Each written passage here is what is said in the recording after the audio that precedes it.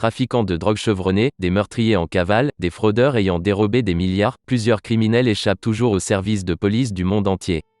Les délits de ces fugitifs restent parfois impunis depuis des décennies, en dépit. Bonjour et bienvenue. Avant de commencer, n'hésitez pas à vous abonner et à activer la cloche de notification. C'est parti. Numéro 7. Semyon Mogilevich, parrain du crime organisé en Ukraine, est suspecté de s'être rendu coupable de trafic d'armes, trafic de matières fossiles, de proxénétisme, de trafic de stupéfiants, de trafic de pierres précieuses et de blanchiment d'argent.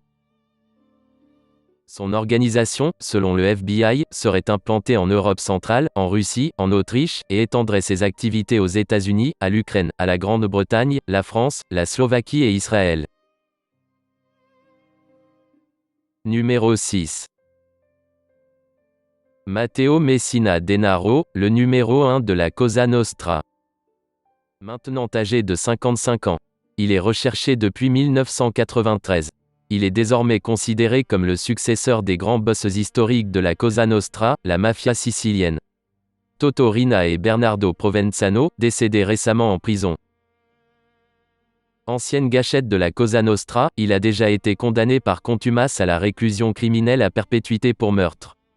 Il est connu à la fois comme étant un tueur brutal et arrogant mais aussi un playboy séducteur, passionné de voitures de luxe.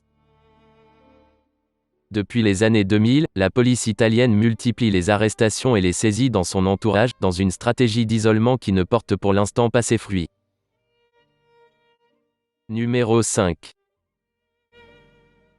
Alimzhan Tokhtarunov, alias le Petit Taïwanais. Ce parrain d'origine ouzbek fut soupçonné d'avoir truqué les compétitions de patinage en achetant des juges aux Jeux Olympiques de Salt Lake City.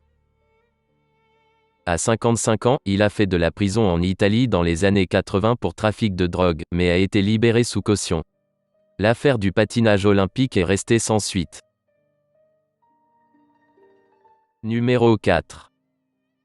Félicien Kabuga. Né en 1935, l'homme d'affaires Félicien Kabuga, ancien petit marchand ambulant devenu l'un des hommes les plus riches du Rwanda, est présenté comme le « financier du génocide rwandais ». Il présidait la radio-télévision libre des Mille Collines, RTLM, qui diffusa les appels au meurtre des Tutsis, et le Fonds de défense nationale, FDN, qui collectait des fonds destinés à financer la logistique et les armes des miliciens Hutus Interahamwe, selon l'acte d'accusation.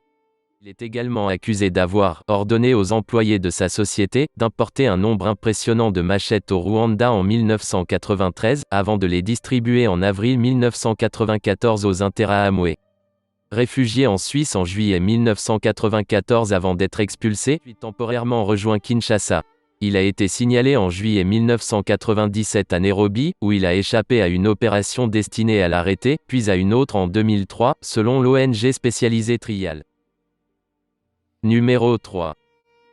Joseph Kony, chef de la rébellion ougandaise de l'armée de résistance du LRA. La LRA s'est forgé une effroyable réputation à force d'enlèvement d'enfants et de mutilation de civils à grande échelle. Selon l'ONU, elle a tué plus de 100 000 personnes et enlevé plus de 60 000 enfants en Ouganda, au sud-est de la République démocratique du Congo, et en Centrafrique. Depuis 2005, Kony, chef suprême de la LRA, est inculpé par la Cour pénale internationale, CPI, de crimes contre l'humanité et crimes de guerre. Numéro 2. Doka Umarov, leader islamiste tchétchène. Responsable de plusieurs attentats, meurtriers et dont la mort avait été annoncée en 2014. Son organisation, l'Émirat du Caucase, ont revendiqué plusieurs attaques meurtrières en Russie, dont un attentat suicide à l'aéroport de Moscou-Domodedovo qui a fait 37 morts en 2010 et 2 autres attentats dans le métro de Moscou la même année, qui ont fait 40 morts. Numéro 1. Joaquín Guzmán, connu sous le nom d'El Chapo, baron de la drogue mexicaine. À la suite de l'arrestation de son rival Osiel Cárdenas-Guilén en 2003, il s'impose comme le premier trafiquant de drogue à l'échelle mondiale et est considéré comme le trafiquant le plus dangereux du monde par les États-Unis. En raison de ses précédentes évasions, il est détenu dans des conditions d'isolement particulièrement sévères, avec des visites limitées.